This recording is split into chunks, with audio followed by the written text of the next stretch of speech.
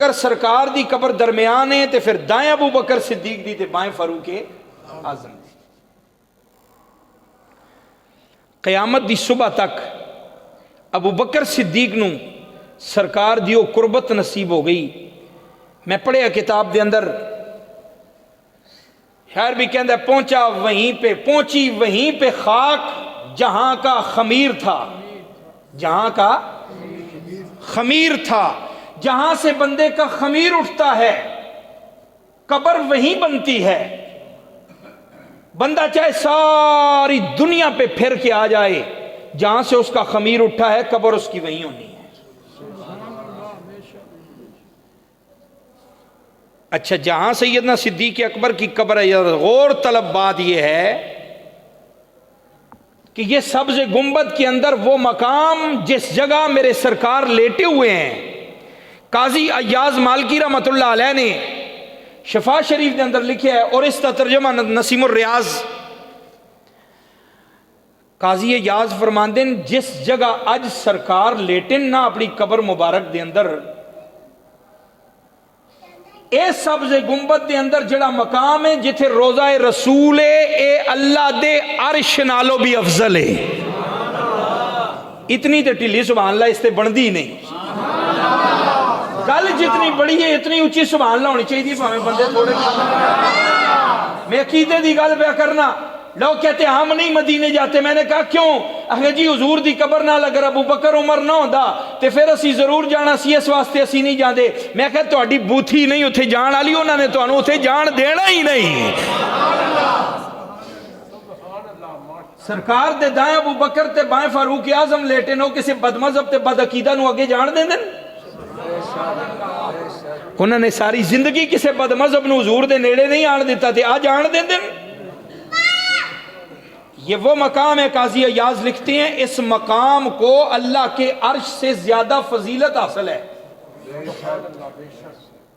اور آگے قاضی ایاز لکھتے ہیں یہ کوئی عام بندہ نہیں، بہت بڑا محدث ہے. آپ فرماندن وجہ بھی معلوم ہونی چاہیے کہ اللہ دا عرش تے پھر زمین دا ٹکڑا یہ اس نالوں کے میں افضل ہو گیا ہے. فرماندن جو اللہ کا عرش ہے نا، اللہ کا وہاں جلوہ صفات پڑتا ہے، جلوہ ذات نہیں. عرش پہ اللہ کا جلوہ صفات ہوتا ہے، اور جہاں مصطفیٰ لیٹے ہیں یہاں جلوہ ذات ہوتا ہے. اور ذات کو صفت پہ فضیلت ہوتی ہے. ایک ہے ذات اور ایک ہے ذات کا وصف. ذات کو وصف سے زیادہ فضیلت ہے، اس لیے وہاں جلوہ صفات ہے جہاں یہاں جلوہ ذات ہے. جہاں جلوہ ذات ہو وہ جگہ صفاتی جلوے والی فضیلت سے زیادہ ہوتی ہے. اس لیے جس مقام پہ مصطفیٰ کریم لیٹے ہیں یہ جگہ اللہ کے عرش سے افضل بنتی ہے. یہاں جلوہ ذات ہوئی تو جو جگہ اللہ کے عرش سے افضل ہے، ابو بکر صدیق کا خمیر وہاں سے اٹھا ہے. نہیں سمجھ آئی اونچی آواز سبحان. ابو بکر و عمر کا خمیر روضہ رسول سے اٹھا ہے. پہنچی وہیں پہ خاک جہاں کا خمیر تھا. سارے صحابہ جنت البقیع میں مدفن ہیں، کوئی جنت معلیٰ میں مدفن ہے، کوئی بدر میں مدفن ہے. کسی صحابی کی قبر احد کے مقام پہ ہے، کتنے سارے شہداء کی قبریں وہاں ہیں، تبوک میں ہیں. لیکن جس کا خمیر جہاں سے اٹھا تھا اس کی قبر وہی بنی. واہ ابو بکر و عمر تیری شان پہ قربان جاؤں، تیرا خمیر بھی روضہ رسول کے اندر سے اٹھا ہے. وہ مقام کے جہاں روضہ رسول ہے اور وہاں آپ لیٹے ہیں اور آپ کا خمیر وہاں سے اٹھا. اور جن کا خمیر اتنا اعلیٰ ہے ان کا ضمیر کتنا اعلیٰ ہوگا. تو پھر کیوں نہ ہم کہیں کہ سبز گنبد دے اندر جو بچتی سی تھا، اے کملی والے دے یارا دے کم آ گئی. شان صدیق فاروق دا کی دساں کیتا اللہ نے جنہ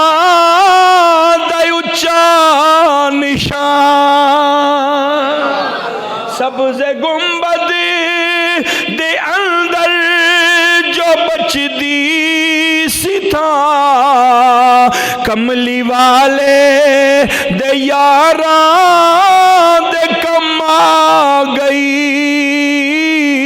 چھو کے لنگی جدوں گئے سوئے مصطفیٰ جاندی جاندی بہاراں دے کم آ گئی۔ یہ تو اپنے اپنے مقدر کی بات ہوتی ہے اور اپنی سعادت کی بات ہوتی ہے، اور اسی شعر میں آگے نسبت اور سعادت کی بات کرتا ہے کسی پنجابی کے شاعر نے، بہت خوبصورت یہ کلام لکھا۔ آئے آئے آندھی عملاں دے ولوں سی سائم شرم رکھ لیا کملی والے نے ساڈا بھرم۔ آئے آئے دن کے آمد دے سونے دی نظر کرم میرے جے عیب کاراں دے کم آ گئی۔ تو شان سیدنا صدیق اکبر، شان فاروق اعظم کیا ہے کہ جن کو زندگی میں تو معیت مصطفیٰ نصیب ہوئی ہے، مرنے کے بعد بھی قیامت کی صبح تک۔ حضور نے فرمایا قیامت والے دن بھی جب قبر سے اٹھیں گے سب سے پہلے میں اٹھوں گا، میرے بعد ابو بکر اٹھے گا، پھر اس کے بعد فاروق اعظم، پھر سارے لوگوں کی قبریں اٹھیں گی، کھلیں گی اور لوگ میدان قیامت میں بھی آئیں گے۔ اللہ اکبر، کیا خوبصورت حدیث مبارکہ۔ مولا علی کرم اللہ وجہ الکریم ایک دن حضرت ابو بکر صدیق رضی اللہ تعالیٰ عنہ کو دیکھتے ہیں اور مسکرا رہے ہیں، اور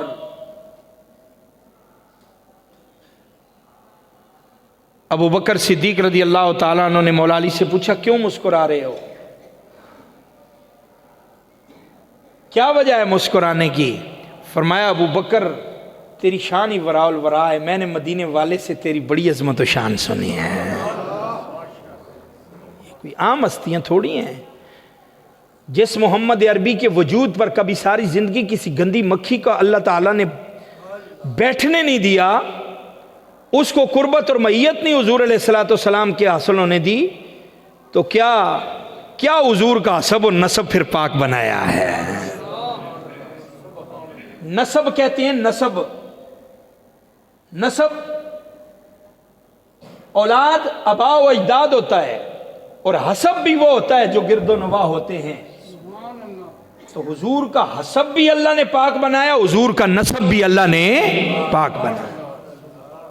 بہت سارے لوگوں نے دو جگہوں پہ ہی مار کھائی ہے، ایک تو حضور کے حسب، اور آپ کے آباء و اجداد پر بھی لوگوں نے اعتراض کیے ہیں، او جی او تے پہلے ہی مر گئے سن، نبی پاک نے 40 سال تو بعد اعلان نبوت فرمایا، آپ دے والد صاحب تے حضور دی پیدائش تو بھی پہلے فوت ہو گئے سن، لہذا وہ مسلمان نہیں ہوئے معاذ اللہ۔ دیکھو جی 40 سال تو بعد حضور نے اعلان نبوت فرمایا، والدین تے پھر پہلے ہی تشریف لے گئے ہوئے تے پھر وہ مسلمان تے نانا ہوئے۔ حضور کے نسب پہ اعتراض، حضور کے، پھر کوئی ابو بکر صدیق کو بھونگے، فاروق اعظم کو، تو جو حضور کا چار چوفیرا ہے، جو حضور علیہ السلام کے در پہ 24 گھنٹے رہتے ہیں، جن کی حضور کے ساتھ معیت اور نسبت ہے، وہ تو ابو بکر صدیق میں گزشتہ جمعے یا اس سے پیوستہ جمعے بھی عرض کر چکا ہوں، آپ تو زندگی میں شرک کے قریب آئے نہیں، کسی نجاست و گندگی کے قریب تو آئے نہیں، بلکہ آپ تو ماں کے پیٹ میں تھے، اور ماں کہتی ہے میں اگر بدھ کی پوجا کرنے کے لیے جاؤں تو اس نے مجھے پیٹ میں بھی کبھی بدھ کے آگے نہیں جھکنے دیا۔ یہ تو وہ ابو بکر ہے۔ اس طرح اس نے مجھے جب میرے بطن عطر میں تھا تو میں نے ایک دفعہ کوشش کی کہ میں بدھ کے آگے جھکوں تو مجھے ایسا درد پڑا کہ میں اس کے آگے جھک نہ سکی۔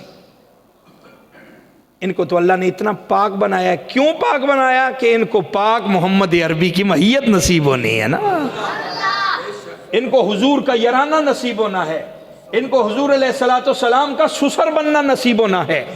فاروق اعظم بھی رسول اللہ صلی اللہ علیہ وسلم کے سسر، اور حضرت ابو بکر بھی حضور کے سسر، 2 سسر بنے 2 داماد۔ عثمان غنی بھی حضور دے داماد، مولا علی بھی حضور دے داماد، چاروں خلفائے اربع،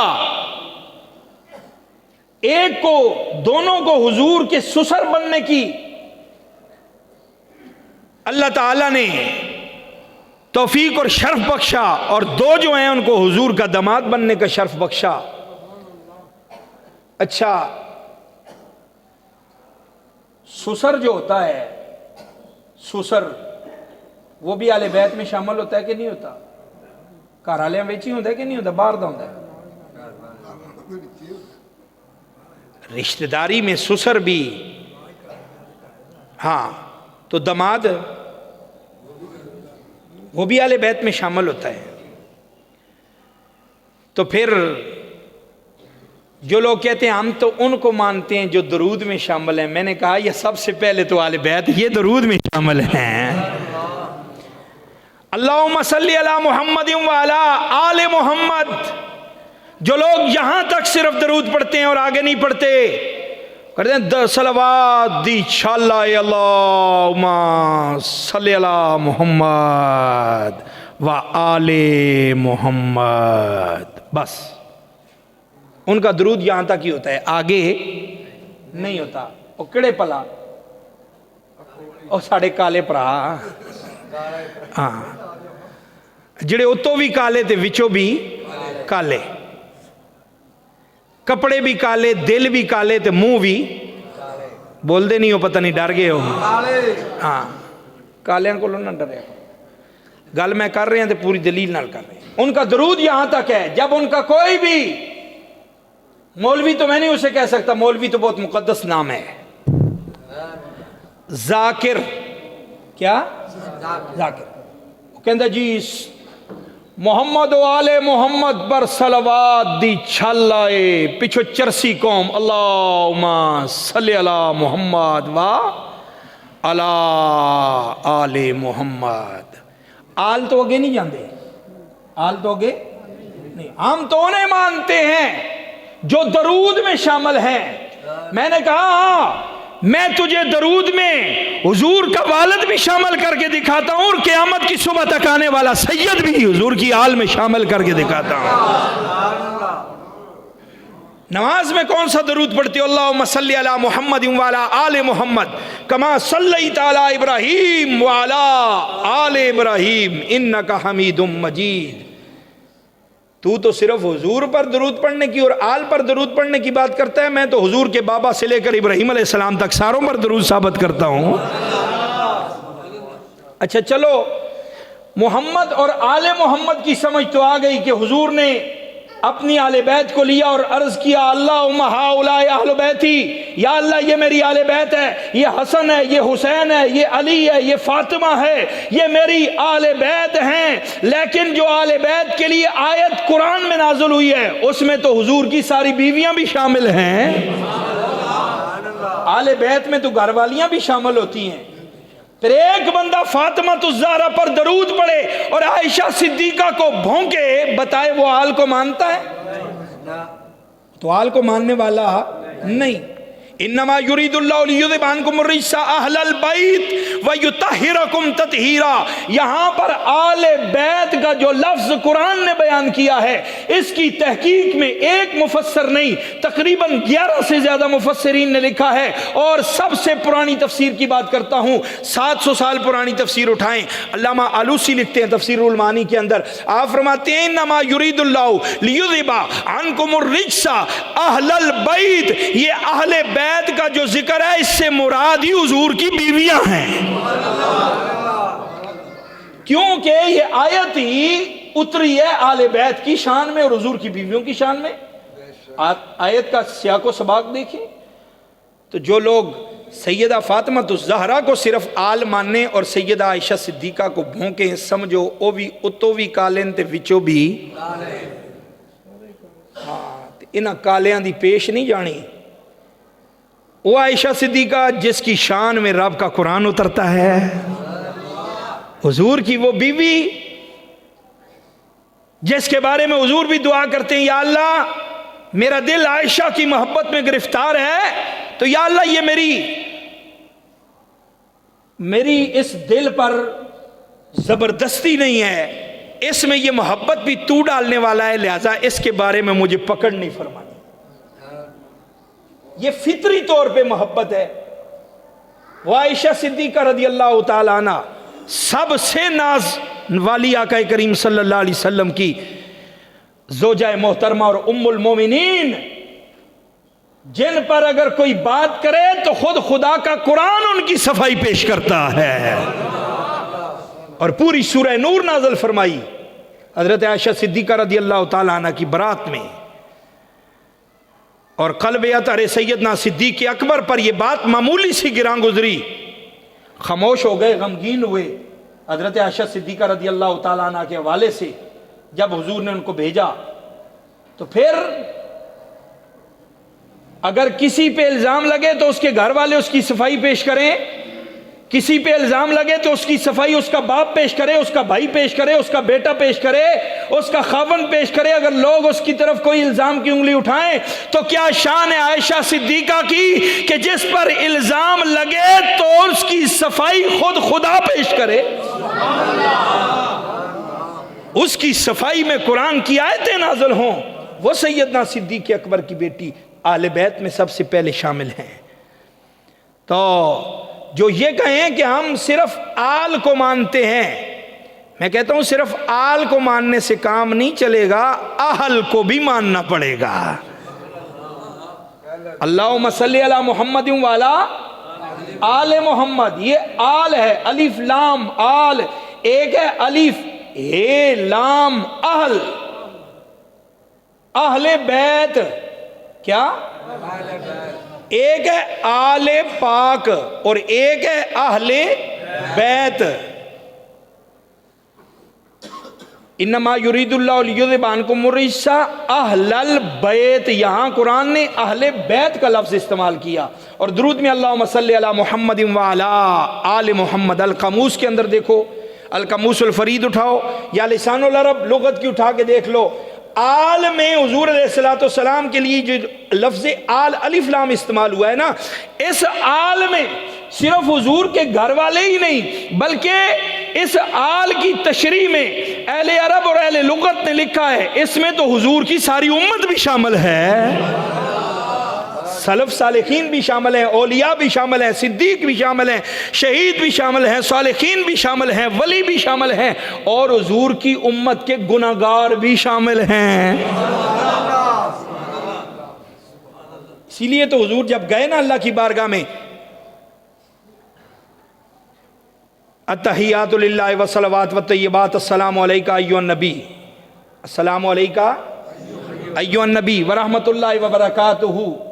आगे हुजूर ने अर्ज किया अस्सलामु अलैना व अला इबादिल्लाहि सालिहीन, या अल्लाह ये तेरा सलाम मेरी क़यामत की सुबह तक आने वाले तमाम उम्मतियों के सालिहीन पर भी है। हुजूर ने तो सलाम में, हुजूर ने तो दरूद में अपनी उम्मत को भी साथ शामिल फरमाया है। और तुम अबू बकर सिद्दीक के नाम से चिढ़ो, कहा नहीं जी हम तो उसको सिर्फ मानेंगे जो आल में शामिल है और जो दरूद में शामिल है। पीर नसीरुद्दीन नसीर गोल्डवी रहमतुल्लाह अलैह, शहनशाह चिश्त, ताजदार गोल्डा, कौन सुभान अल्लाह। पीर नसीरुद्दीन नसीर गोल्डवी रहमतुल्लाह अलैह आप तर्जमानी कर गए, आप फरमाते हैं नाम आते ही अबू बकरो उमर का लब पर, नाम आते ही अबू बकरो उमर का लब पर, तू बिगड़ता है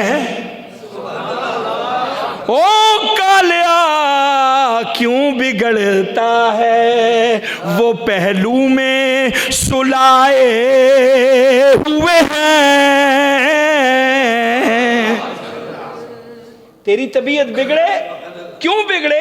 रसूलुल्लाह जिनको अपने पहलू में सुलाए हुए हैं। और विसाले अबू बकर सिद्दीक में बात हो रही है, शान सैयदना सिद्दीक अकबर इस महीने की 22 तारीख को बरोज मंगल आ रहा है। हजरत अबू बकर सिद्दीक का विसाल मुबारक, तू बिगड़ता है वो पहलू में सुलाए हुए। सीरत की उठा के देखो किताबें, हिलियतुल औलिया इब्ने नुआइम की देखो, और सीरत रसूल अरबी और तारीखुल खुलफा इमाम जलालुद्दीन सयूती की देखो। और सयूती कोई आम बंदा भी नहीं है, 1000 بار میں بتا چکا ہوں، امام جلال الدین سیوطی وہ محدث ہے جو حدیث لکھتا تھا تو حضور جاگتی آنکھوں سے اپنا دیدار دیتے تھے۔ 6 صدی کا محدث ہے، 6 صدی کا، اور جب حدیث لکھتا، کتاب قلم لکھتا اٹھا کے، تو حضور جاگتی آنکھوں آ کے فرماتے، اور سیوطی تو جو لکھنا نہ پیا بڑا سونا پیا لکھنا ہے، جو تو لکھ رہے ہیں بڑا سونا، یہ وہ محدث ہے۔ امام جلال الدین سیوطی رحمۃ اللہ علیہ فرماتے ہیں جدوں حضرت ابوبکر صدیق دا وصال ہویا، آپ نے وصال تو پہلے یہ وصیت فرمائی، جدوں آپ قرب وصال سننا، آپ نے اپنے اصحاب نو جمع کر کے آپ نے فرمایا یار جدوں میرا وصال ہو جائے تو میری چارپائی اٹھا کے حضور دے دروازے تے لے جانا، سرکار دے روضہ پاک دے کول جا کے اجازت لینا، یا رسول اللہ ابو بکر آیا ہے، اجازت ہے اس کو یہاں دفن کرنے کی، اگر روضہ رسول سے اجازت مل جائے تو مجھے وہاں قرب رسول میں دفن کر دینا، اگر اجازت نہ ملے تو مجھے جنت البقی میں لے جانا۔ اللہ اکبر، کتنی چیزیں اس سے عقیدہ اہل سنت کی ثابت ہوتی ہیں، تو انہوں پتہ ہی نہیں لگیا میں کتنی بڑی گال کیتی اچھی آہو سبحان اللہ۔ ساڑھے نہیں ہزارے والے کہندے ہوندے ہیں چلا نہ بن تے اگلی گل سمجھ، چلا نہ بن اگلی گل سمجھ جڑی میں کر رہے ہیں، اس بات کے اندر اہل سنت کا کتنا بڑا عقیدہ اور اس کی کتنی بڑی دلیل موجود ہے۔ ابو بکر صدیق کو یہ یقین تھا میرے نبی قبر میں زندہ ہیں، جو کہتے ہیں تم کیا لینے کے لیے مدینے جاتے ہو، وہ تو مار کے مٹی میں مل گئے معاذ اللہ، آج یا رسول اللہ کیوں کہتے ہو وہ تو مر کے ختم ہو گئے، یا رسول اللہ کہنے کا کوئی مطلب نہیں، یا رسول اللہ ان کو کہا جاتا ہے، یا اس کے لیے لگائی جاتی ہے جو زندہ بھی ہو، حاضر بھی ہو، ناظر بھی ہو۔ میں نے کہا تجھے قرآن سے نہ ملے تو تیرا مقدر ہمیں تو ملا ہے نا، ہمارا تو یہ عقیدہ قرآن سے بھی ثابت ہے اور سیدنا صدیق اکبر کے اس فرمان سے بھی ثابت ہے۔ ابو بکر صدیق نے فرمایا میرے جسم کو لے جانا، میری میت کو لے کے دروازہ رسول پہ، اگر اجازت مل جائے مجھے روضہ رسول کے پاس دفن کر دینا۔ گویا ابو بکر صدیق کا یہی عقیدہ ہے جو امام احمد رضا خان بریلوی نے ہمیں سمجھایا ہے۔ اعلیٰ حضرت نے اپنے محبت والا قلم اٹھایا، آپ فرماتے ہیں تو زندہ ہے واللہ، اتنی ڈلی سبحان اللہ نال کام نہیں چلنا، اچھیا ہو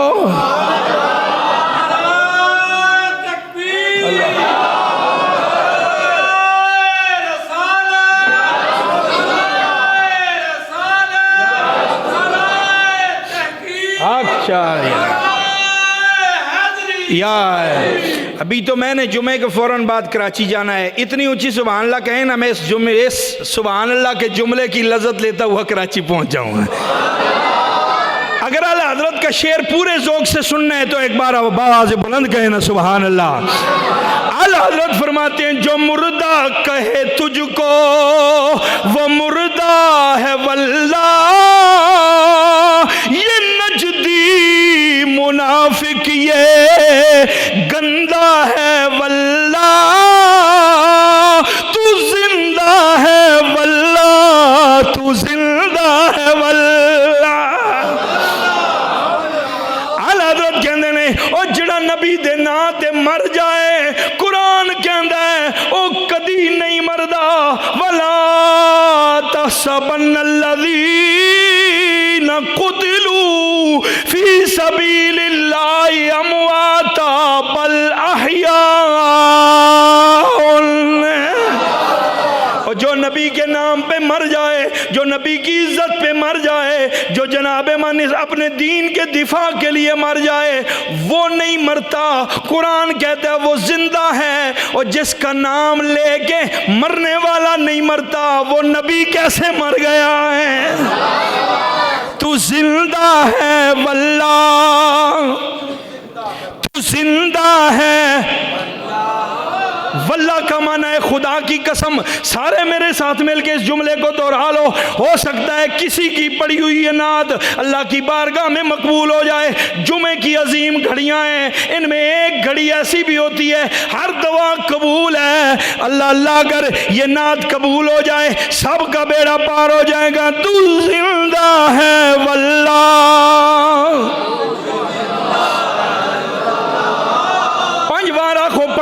پانچ بار میرے نال مل کے پڑھو. تو زندہ ہے واللہ, تو زندہ ہے واللہ, تو زندہ ہے واللہ, تو زندہ ہے واللہ, تو زندہ ہے واللہ.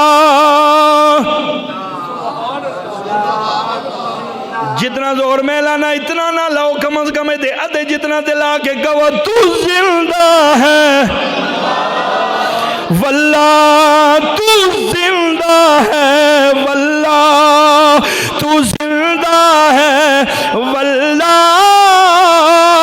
میرے چشم عالم سے چھپ جانے والے چمک تجھ سے پاتے ہیں سب پانے والے. میرا دل بھی چمکا دے چمکانے والے. ابو بکر صدیق کا یہ عقیدہ تھا, مجھے در رسول پہ لے جانا, اگر قبر رسول سے آواز آ جائے کہ میرے غلام کو لے آؤ پھر بات بن جائے گی, پھر مجھے وہاں دفن کر دینا, اور اگر نہ ملے اجازت تو پھر مجھے جنت البقیع میں دفن کر دینا. پہلا عقیدہ تو یہ ثابت ہو گیا کہ حضور اپنی قبر میں زندہ ہیں. یہ کس کے فرمان سے ثابت ہوا ہے عقیدہ؟ صدیق اکبر کے نام سے. حضرت سیدنا ابو بکر صدیق, صدیق اکبر, صدیق ہاں, نام بھی کتنا خوبصورت, صدیق اکبر.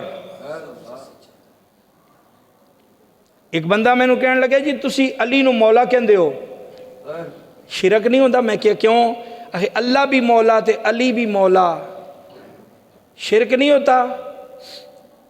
میں نے کہا اچھا تیری مسجد کے محراب پہ بھی چاروں کے نام لکھے ہوتے ہیں, کیا لکھے ہیں؟ کہتے ہیں ہم تو مولا نہیں لکھتے. میں کیا لکھتے ہو؟ کہتے ہیں ہم لکھتے ہیں علی شیر خدا یا حیدر قرار. میں کہا باقیوں کے ساتھ کیا لکھتے ہو؟ جی ابو بکر صدیق اکبر, حضرت عمر فاروق اعظم, حضرت عثمان غنی ذی النورین. میں نے کہا چلو پہلے سے آؤ, ابو بکر صدیق اکبر. میں نے کہا صدیق اکبر کا معنی تجھے آتا ہے؟ کہتا ہاں آتا ہے, الحمدللہ 9 سال مدرسے میں پڑھا ہے. مجھے کیا ابو بکر صدیق اکبر کا معنی نہیں آئے گا؟ میں نے کہا بتا تو صحیح پھر کیا ہے. کہتا ہے صدیق اکبر کا معنی ہوتا ہے, اکبر کا معنی ہوتا ہے سب سے بڑا, اور صدیق کا معنی ہے سچا, یعنی سب سے بڑا سچا. میں نے کہا کائنات میں ابو بکر سب سے بڑا سچا ہے یا اللہ سب سے بڑا سچا ہے؟ بتا نا. اللہ اکبر, اللہ سب سے بڑا ہے, اور سب سے بڑا جب اللہ ہے تو پھر ابو بکر کیسے سب سے بڑے ہو گئے؟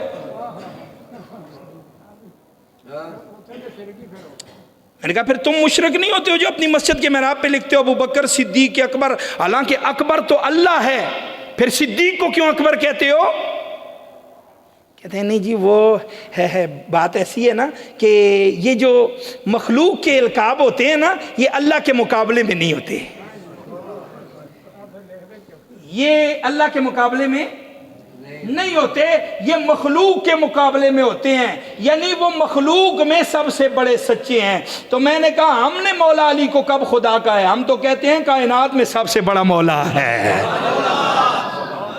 مخلوق میں سب سے بڑا مولا علی ہے, جس کا ہاتھ پکڑ کے میرے نبی نے غدیر خم پہ فرمایا.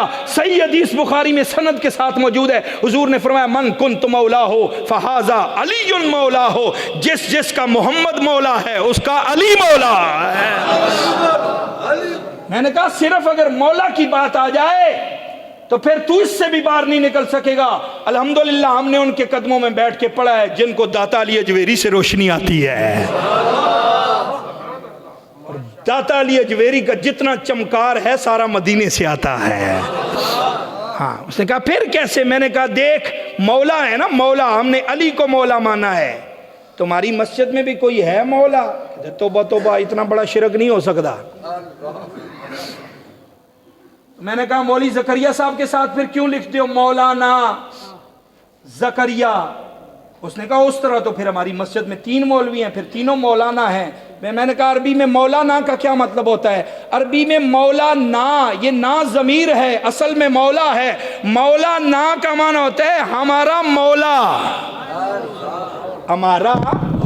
میں نے کہا تو مسجد میں 3 مولے رکھے تو شرک نہیں ہوتا، ہم علی کو مولا کہیں تو شرک ہوتا ہے۔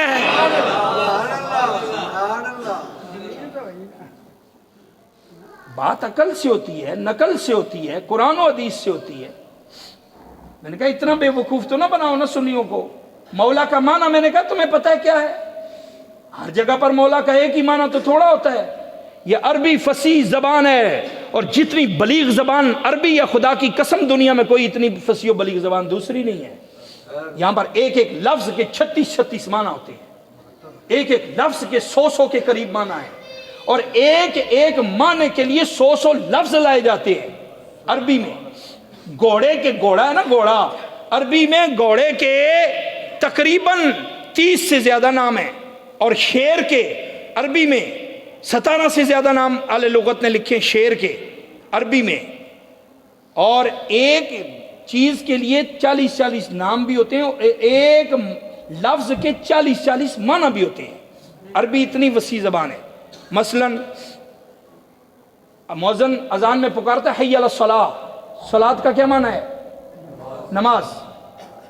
اقیم الصلاۃ، نماز قائم کرو، نماز قائم کرو، یہ صلاۃ کا معنی نماز ہے۔ مؤذن بھی کہتا ہے آؤ نماز کے لیے، لیکن قرآن مجید میں اللہ تعالیٰ فرماتا ہے ان اللہ و ملائکتہ یصلون علی النبی یا ایھا الذین آمنوا صلوا، یہ صلو بھی صلاۃ سے ہے، صاد لام واو صلاۃ، یہ صلاۃ کا معنی اللہ اور اس کے فرشتے نبی پر درود، یصلون، صلی یصلی تسلیۃ، یصلون، یہ نماز کے مادے سے ہے۔ تو کیا معنی ہوا؟ اللہ اور اس کے فرشتے نبی کی نماز پڑھتے ہیں؟ نہیں۔ کیا معنی ہے؟ اللہ اور اس کے فرشتے نبی پر درود بھیجتے ہیں۔ یا ایھا الذین آمنوا صلوا، اے ایمان والو تم بھی نبی پر درود بھیجو۔ تو یہاں صلاۃ کا معنی درود ہے، دوسری جگہ صلاۃ کا معنی نماز ہے۔ پتہ چلا ایک ہی لفظ کے مختلف معنی ہوتے ہیں، قرآن مجید میں موجود ہیں۔ تو مولا کا معنی ہر جگہ ایک نہیں ہے۔ یہاں مسجد میں جو آپ کا مولا ہے نا، جس کو آپ کہتے ہیں مولانا نسیم حیدر ہزاروی، اس کا معنی ہوتا ہے ہمارا دینی رہنما، ہمارا دینی۔ اگرچہ تسی مندے نہیں ہو، مفتی تسی آپ ہو، لیکن نا تے ساڑھے نا، پھر نا تے ساڑھے نا لگے ہوئے مولانا مفتی نسیم حیدر ہزاروی، اگرچہ فتوے تسی آپ دیندے ہو، ٹھیک ہے۔ تو یہاں پر مولا کا معنی رہنما ہے، کسی جگہ مولا کا معنی مددگار ہے، کسی جگہ مولا کا معنی مشکل کشا ہے، کسی جگہ مولا کا معنی حاجت روا ہے۔ تو مولا کے مختلف معنی ہیں۔ تو اگر ابو بکر کو صدیق اکبر کہنے سے شرک نہیں ہوتا تو علی کو مولا کہنے سے بھی شرک نہیں ہوتا۔ ہم تو ابو بکر صدیق اکبر کی شان کے بھی قائل ہیں، مولا علی کی شان کے بھی قائل ہیں، فاروق اعظم کی شان کے بھی قائل ہیں، اور عثمان غنی رضی اللہ تعالیٰ عنہ کی عظمتوں کے بھی ہم معترف ہیں۔ ہم تو مانتے ہی ہیں، سارے صحابہ کو بھی مانتے ہیں، آل بیت کو بھی مانتے ہیں۔ اہل سنت کا عقیدہ تو اس لیے سچا سچا ستھرا اور سونا عقیدہ ہے۔ حضور علیہ الصلوۃ والسلام نے فرمایا میں تمہارے درمیان 2 چیزیں چھوڑ کے جا رہا ہوں، انی تارکن فیکم الثقلین اولہما کتاب اللہ و آل بیتی، اور جو ان دونوں کو پکڑ لے گا لن تمسکتم، اگر ان کو نہیں چھوڑے گا تو وہ کبھی گمراہ نہیں ہو سکتا۔ ان میں سب سے پہلا قرآن ہے.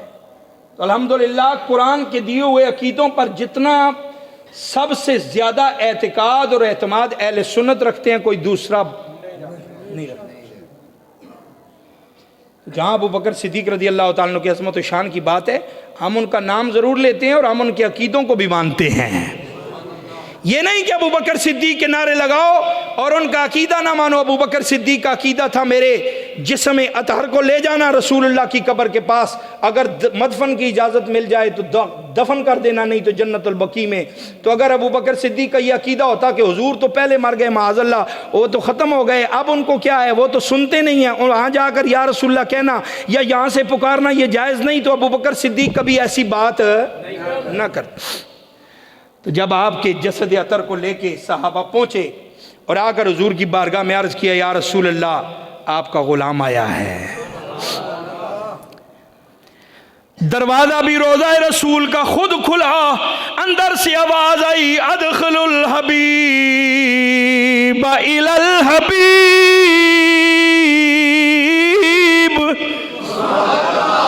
فرمایا کہ یار کو دوسرے یار سے ملا دو، جلدی کرو، ہمیں تو کب کا ابو بکر کا انتظار ہے.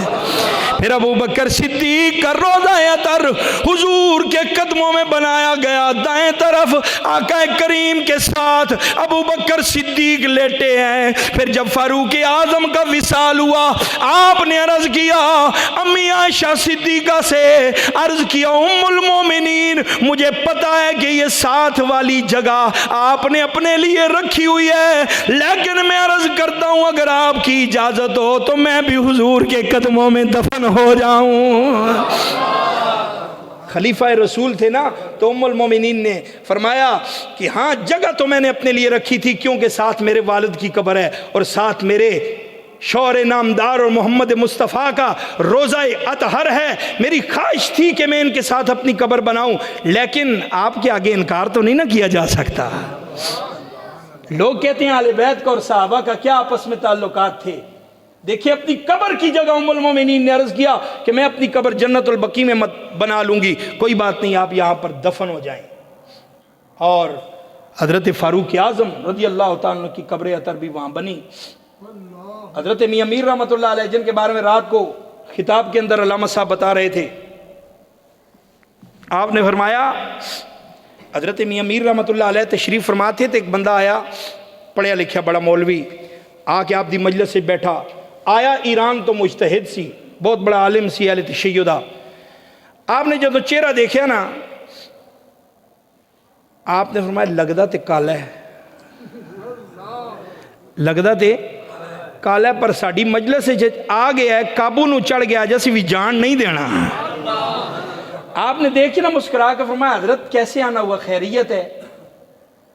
کیا جی حضور بس آیا ہوں، تبلیغ کے سلسلے میں آیا ہوں، آل بیت کی شان بیان کرتا ہوں. آپ نے فرمایا واہ سبحان اللہ، اسی تے آل بیت دے نوکر ہوئے، کھڑے ہو وہ پھر بیان کرو گے. کھڑا ہویا انہیں تقریر شروع کی تھی، کہنے لگیا آل بیت کی کیا شان ہے کہ سیدنا امام حسین رضی اللہ تعالیٰ عنہ کے روزے کے ارد گرد 40 گز تک جس کی قبر بن جائے اللہ قیامت کے دن اسے بھی جنت عطا فرما دے گا.